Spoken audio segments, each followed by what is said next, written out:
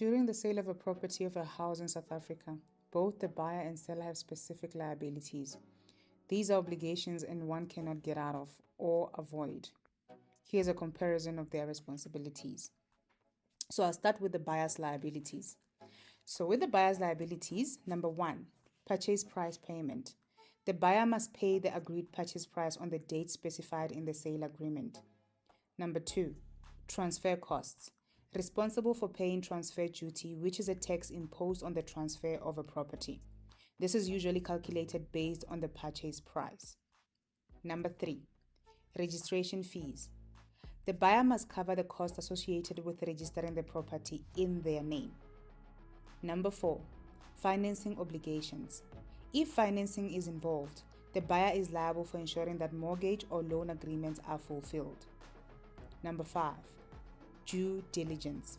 Buyers are responsible for conducting due diligence, including property inspections and verifying the property's legal status. Number 6, occupational rent. If the buyer occupies the property before the transfer is completed, they may need to pay occupational rent to the seller.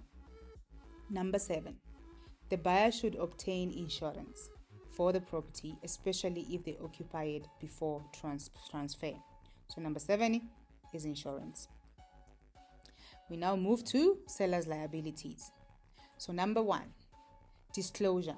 The seller is obligated to disclose any defects or issues with the property that may affect its value or usability. Number 2, transfer process. The seller must ensure that all necessary documents for the transfer are provided, including the title deed and any compliance certificates such as electrical compliance certificate or plumbing or gas certificate.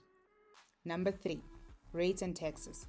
Responsible for paying all outstanding municipal rates and taxes up to date of transfer. Any areas may become the buyer's responsibility post-transfer.